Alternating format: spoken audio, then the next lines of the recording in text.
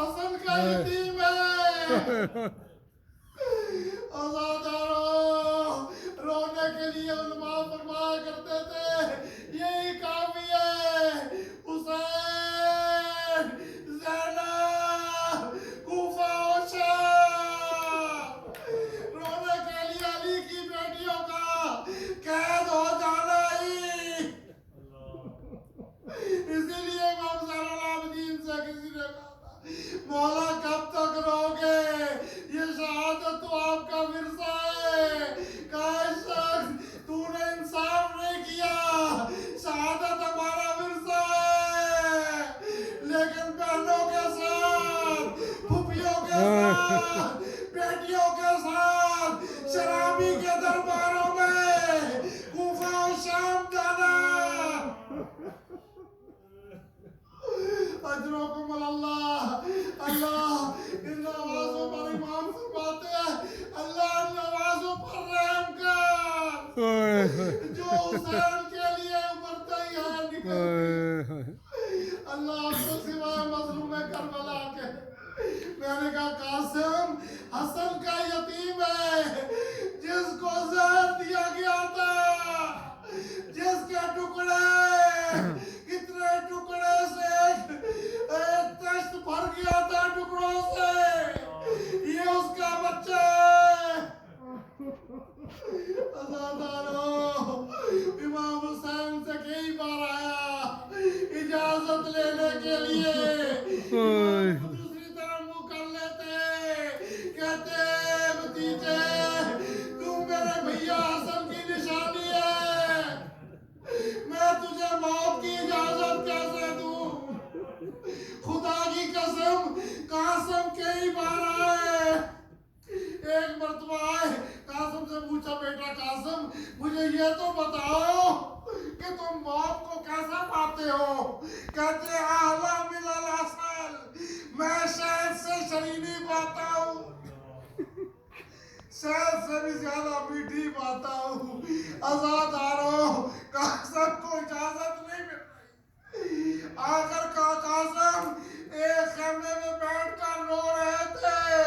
روتے روتے قاسم کے دل میں ایک خیال آیا کہ میرے بابا نے ایک تعویذ باندھا تھا، ہو سکتا ہے اس تعویذ میں میرے لیے کوئی آسانی ہو.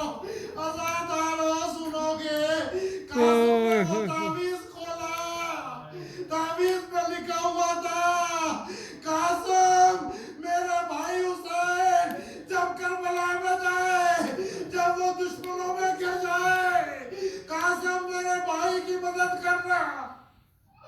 قاسم خوش ہو کر یہ خط لے کر یہ تعویذ لے کر کہا آیا مولا حسین کی خدمت میں آیا. کہا چچا یہ میرے بابا کا تعویذ ہے، اس میں کوئی آپ کے متعلق لکھا ہوا ہے. بابا نے آپ کے متعلق کچھ لکھا ہے. حسین نے تعویذ لیا، دیکھا تو بھائی کی تحریر تھی، چوما آنکھوں پہ لگایا، بھائی حسن کی تصویر سامنے پھر گئی. آزاداروں سنو گے اس کے بعد جب کہا کہ مجھے اجازت دو چچا میرا دل تنگ پڑ گیا ہے. سنو گے اس کے بعد میں آج ہی تاریخ میں پڑھ رہا تھا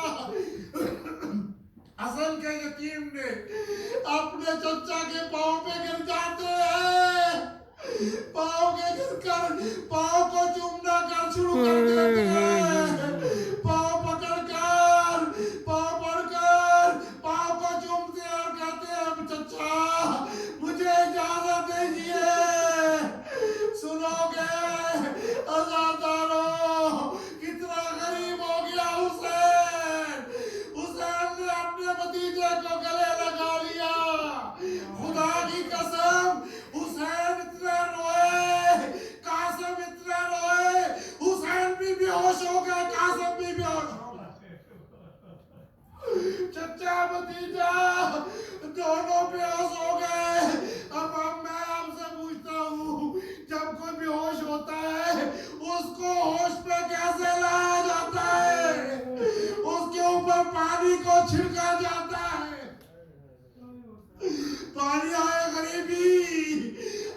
अब कासिम के लिए, हुसैन के लिए पानी नहीं कि उनके छिका जाए, उनको होश में लाया जाए।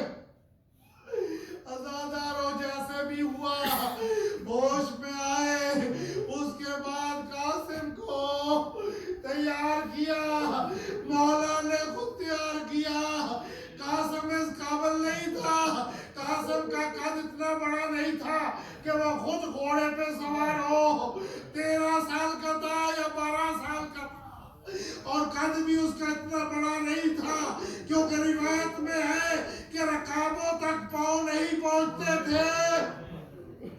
अज़ादारों, इमाम हुसैन ने कासिम को घोड़े पे खुद बिठाया,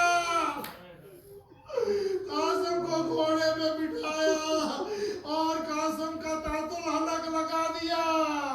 उसका इमामत पहाड़ 2 हिस्सों में तकसीम करके तातुल हलक बना दिया। आपको पता है तातुल हलक क्यों लगाया जाता है? किसी की यतीमी के लिए हम ये करते थे कि अगर कोई यतीम मैदान में आता था, उसके इमामे को 2 टुकड़ों में तकसीम करके एक टुकड़े का तातुल हलक लगा दिया करते थे। अज़ादारों, लेकिन फिर भी किसी को आया। खुदा की कसम, अली का शेर, अली का पोता मैदान में आया, मैमरे पे हमला किया, 35 आदमियों को फिंदार किया, फिर मैसरे की तरफ पलटा, मैसरे पे हमला किया, साफ कर दिया।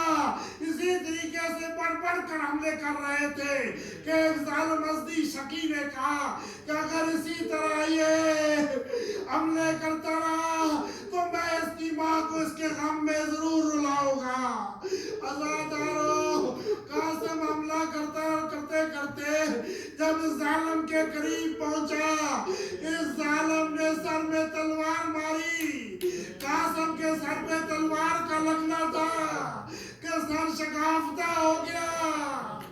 कासिम अपने आप को घोड़े पर संभाल न सके, गिरते गिरते कासिम का पांव रिकाबों में फंस गया, रिकाबों में फंस गया। अब घोड़ा जिस तरफ लेकर जाता है, कोई तलवार मारता है, कोई नेज़ा मारता है। कासिम को टुकड़े टुकड़े कर दिया गया।